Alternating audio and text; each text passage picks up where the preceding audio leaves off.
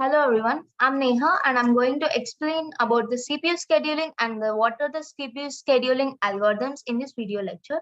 The topics that I'll be covering in this video lecture are I'll be introducing you to the CPU scheduling and CPU and IO burst cycles and what is preemptive and non-preemptive scheduling, and I'll be explaining what are the various CPU scheduling algorithms like FCFS, SJFs, priority scheduling and round robin scheduling. Let's start with the basics. CPU scheduling is basis of the multi-programmed operating systems. By switching CPU among the processes, the operating system can make the computer more productive. In a single process system, only one process can run at a time. But whereas in the multi-process system, there may be more than one process which can run at a time. The multi-programming is to have some process running at all the times. When any other process must wait until the CPU is free, and then only it can be rescheduled in a single process system. In a simple computer system, the CPU just sits idle and waits for the another IO instruction process to get over. All this time will be wasted in the single process system. No work is accomplished during this time. So in order to accomplish this, the CPU scheduling is introduced. Several processes are kept in the memory at one time. Like instead of one process, several processes are kept. This is what it means. When one process has to wait, the OS takes the CPU away from that process and gives the CPU to the another process, and it continues. During the waiting time, the CPU should not be idle and it should be used for any other process. This is the main idea. And CPU and IO burst cycles.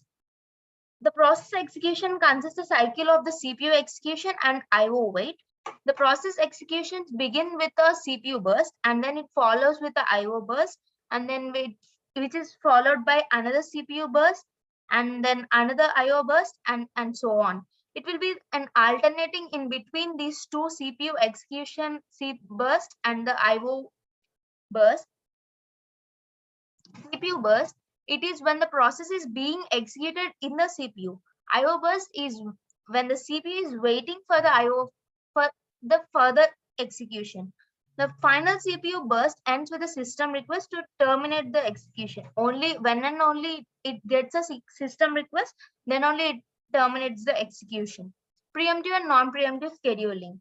These are not CPU scheduling algorithms, but they are the two ways in which CPU scheduling takes place. CPU scheduling decisions may not take place under the following circumstances, like when the process switches from the running state to the waiting state, or from the running state to the ready state, or from the waiting state to the ready state, or when a process terminates. For the situations 1 and 4, the new processes must be selected for the execution. And for the 2 and 3, there's a choice. When the process terminates, CPU has to assign to some other process. For when scheduling takes place only under 1 and 4 conditions, then we can say that the scheduling is non-preemptive, and otherwise in the situations 2 and 3 it's preemptive. Scheduling algorithms, first come first serve basis. So this is the simplest CPU scheduling algorithms, which means it is easy to understand and it is also easy to implement. The process which requires the CPU first is allocated with the CPU firstly. Implementation of the FCFS is managed with the FIFO-Q, which is first in, first out. Average waiting time for the FCFS is quite long. The process, for example, there are three processes P1, P2, P3 with the burst times 24 milliseconds, 3 milliseconds and 3 milliseconds respectively. Let the arrival order be P1, P2, P3. The Gantt chart will be the P1 will be executed for 0 to 24 milliseconds, and P2 will be executed for 3 milliseconds from 24 to 27, and P3 will be executed for 3 milliseconds, 27 to 30 milliseconds. The waiting time for the P1 is 0 milliseconds as it is in the first in the arrival order, and waiting time for P2 is 24 milliseconds. That is, it should the P1 is executed first.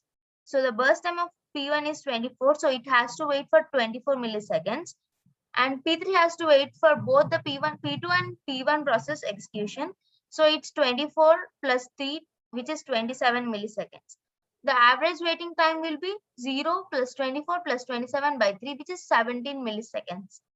If the order is P2, P3, P1, then it will be P2 will be executed for 3 milliseconds, which is from 0 to 3, and P3 will be executed for 3 to 6, and P1 will be executed for 24 milliseconds, which is from 6 to 30 milliseconds.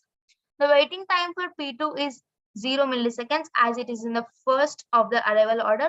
So the waiting time for P3 is 3 milliseconds. That is the burst time of the P2. It has to wait for P2 execution, which is 3 milliseconds.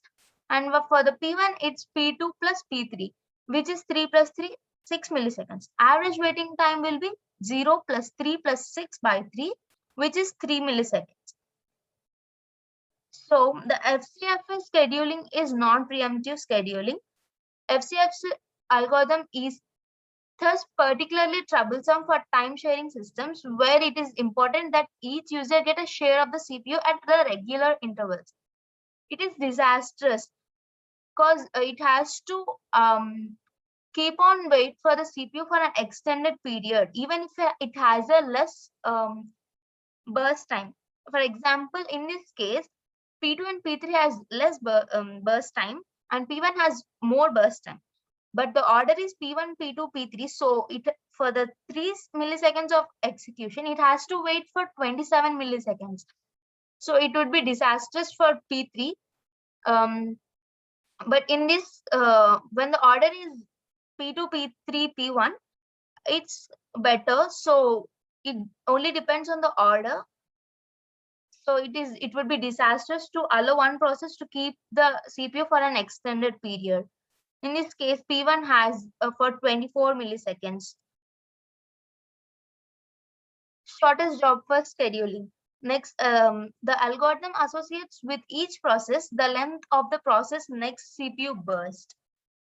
When a CPU is available, it is assigned to the process that has a next smallest CPU burst. If the next CPU burst of two processes is same, then we'll use this FCFS scheduling to break the time. SJF can be either preemptive or non-preemptive scheduling algorithm. For example, there are 4 processes, P1, P2, P3, and P4, with burst times as 6, 8, 7, and 3 respectively. So P4 has less burst time, so it executes first. After P4, it's P1 with next less burst time, which is 6. So P1 executes next, and then P3, and then P2. So the Gantt chart will be P4, P1, P3, and P2, where P4 starts with 0 as its waiting time is 0, and it executes for 3 milliseconds. And then P1 starts its execution for 6 more milliseconds. And then after 9 milliseconds, P3 starts its execution for 7 milliseconds. And after 16 milliseconds, P2 starts its execution for further 8 milliseconds. So the waiting time for P1 will be 3, for P2 will be 16, and P3 is 9, and P4 is 0. The average waiting time will be 3 plus 16 plus 9 plus 0 by 4, which is 7 milliseconds. I have calculated for the FCFS algorithm, and it is 10.25 milliseconds. You can calculate the FCFS algorithm using FCFS algorithm and check whether you will get this 10.25 milliseconds or not. I have already said how to calculate the waiting time for this FCFS algorithm. And the next algorithm is priority scheduling algorithm, which is a non-preemptive algorithm. And it is one of the most common scheduling algorithms. Each process is assigned to a priority, and the process will be executed only based on the priority. Priority can be based on any requirements such as memory or time or any resource requirements. The process with the same priority are executed again on the first come first serve basis. There's an example for the priority scheduling. There are process P1, P2, P3, and P4. Let the arrival times be 0, 1, 2, and 3. Priorities are for P1 and P3 it's 1, and for P2 it's given second priority, and for P4 it's given third priority. Then the burst times are given as 0, 11, 14, and 5. We can calculate the waiting time, which is the burst time minus the arrival time. For P1 it's 0 minus 0, which is 0. For P2 it's 11 minus 1, which is 10. For P3 it's 14 minus 2, which is 12. For P4 it's 5 minus 3, which is 2. The average waiting time will be 0 plus 10 plus 12 plus 2 by 4, which is 6 milliseconds. The next scheduling algorithm is round robin scheduling algorithm. It is a preemptive scheduling algorithm. Each process is provided a fixed quantum time to execute, which is called as a quantum.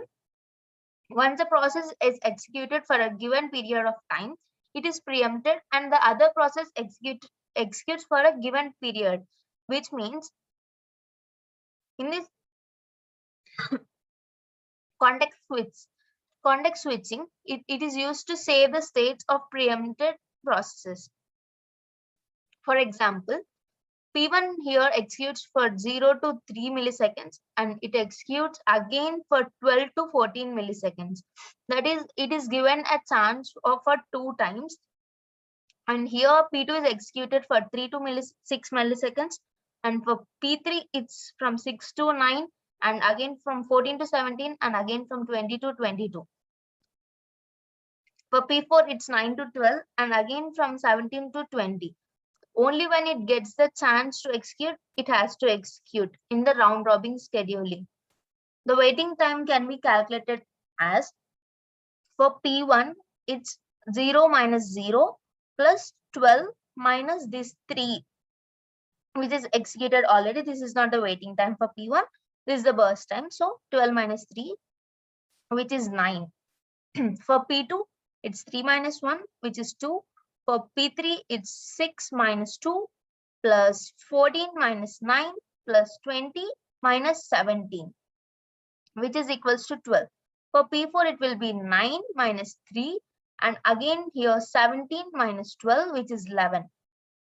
Average waiting time will be 9 plus 2 plus 12 plus 11 by 4, which is 8.5 milliseconds. Using the round robin scheduling, it's 8.5 milliseconds. Thank you.